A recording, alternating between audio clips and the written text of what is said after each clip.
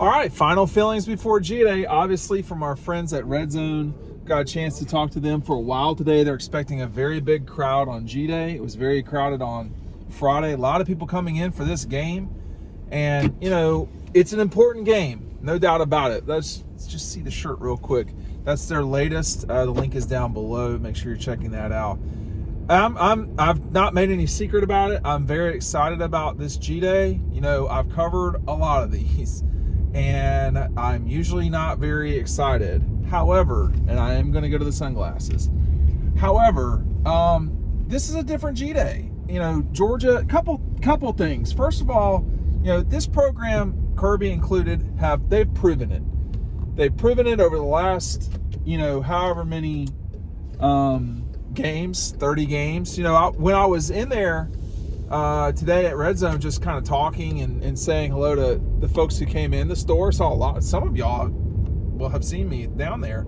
And talking with Scott and Minnie and everybody down there, they were playing the TCU game as they often do during during store hours, and you just watched the Texas Christian result, and it was just lopsided. Like, it was not close.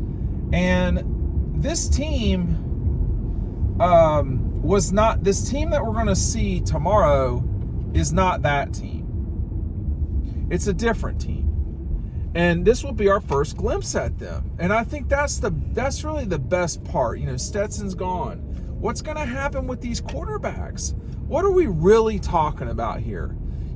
Is Beck really in the lead like it seems? That's my suspicion. Or is he in the lead and Brock Vandagriff has really come on? Well, his son is not joking around. I think there's a lot to learn tomorrow. I don't know that we can always say that about G-Day games.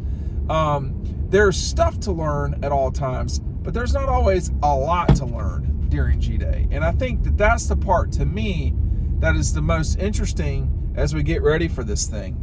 It's going to be a crowded event.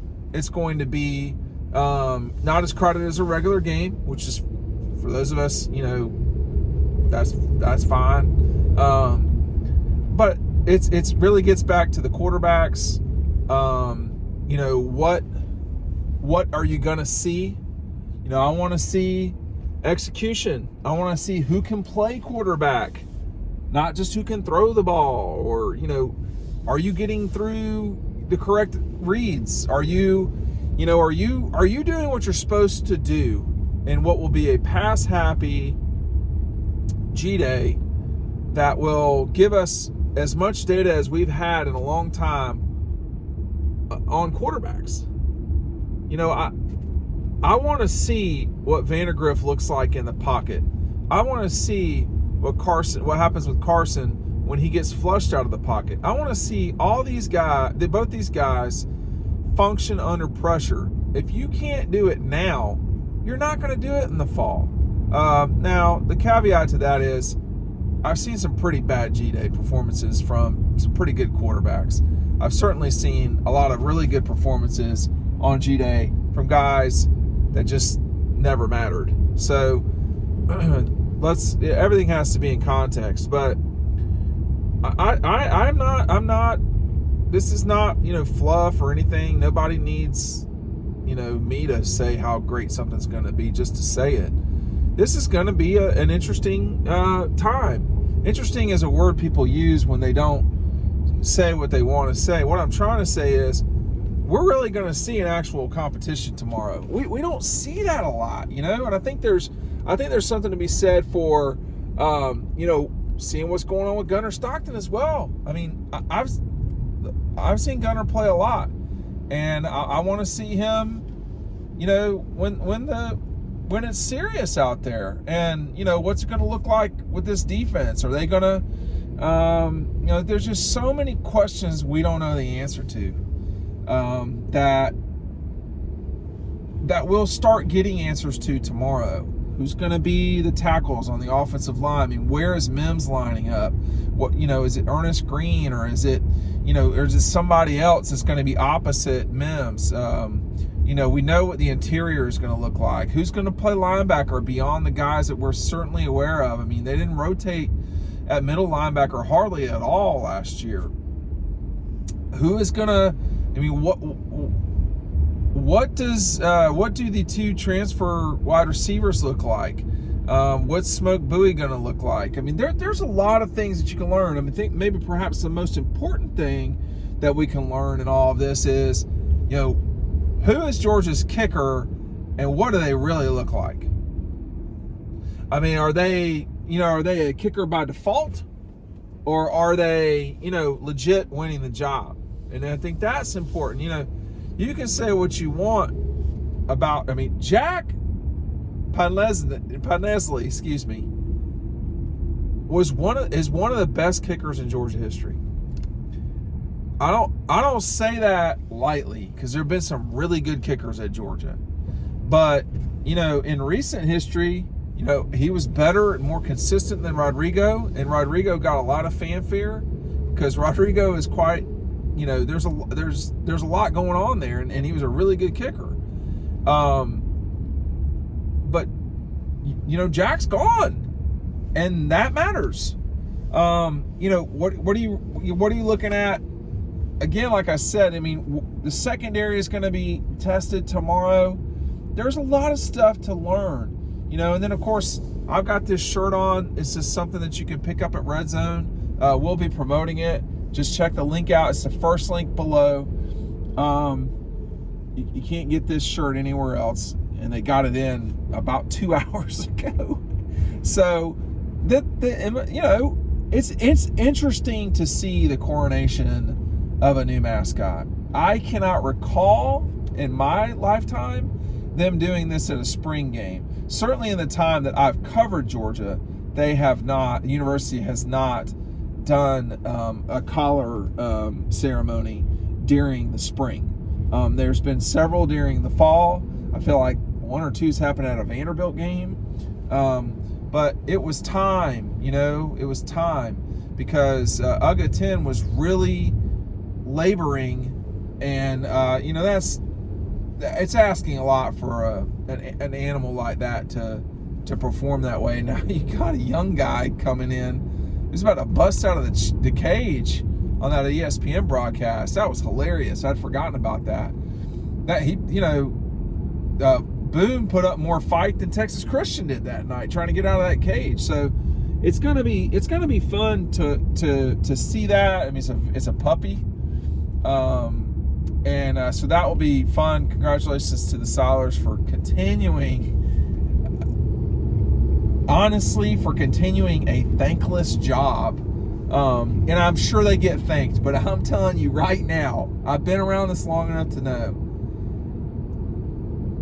there's really not much that you could do to thank them, because it is a lot. They do a lot. You get recognized because you got the dog. The dog is the focus, and they got to get the dog. They got to get the dog to the finish line every single week. It's quite a task. It really is quite a whole thing that they put up with. And people say, oh well, they love Georgia. Okay, but they do a lot, and anyway, but I think the thing about it is that tomorrow will be a big, in a little bit it's a Rorschach test, if that's what it's called. If you believe that Carson Beck should be the starting quarterback, that's what a lot of that. If it's close, that's what you'll see. If you think it should be Brock Vandagriff because you like what Brock brings to the table, then that's what probably you're going to see. And I'm not hating on it in any way. I do not have a thing here. I think if you're Kirby and them, you got to decide. They don't need my advice, but you just say, hey, who gives us the best chance to win? That's who we're going with, and that's it. It's not that hard. The challenging part is the every single day, the every snap, down, rep, diagnosis, call, whatever you want to say, whatever intricate thing that you do, all those little parts add up. And if it's that Beck does it the best, then you'd go with Beck. If it's that Vandegrift does it the best, then you'd go with Vandegrift. That's really where we're at. Kirby has made it clear that this is not a three-man thing,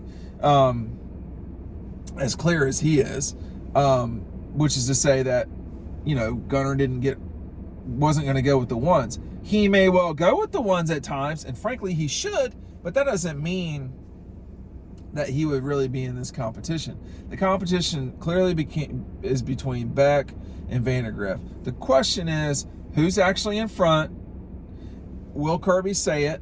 Which he won't. And then, is it evident otherwise?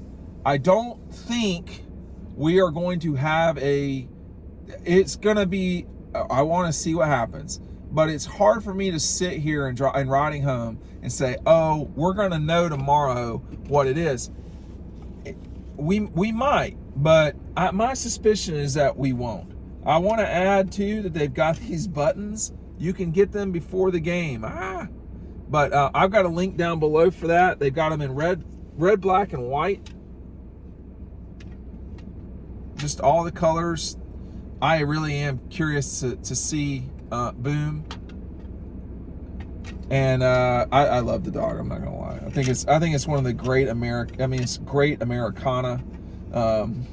You just don't see this in other parts of the world. I'm not saying it's normal, because it's not, but you don't see this in other parts of the country. And people, Georgia fans treat Uga in a way that it's like he's royalty. I mean, I've been to Mississippi State. It's not the same.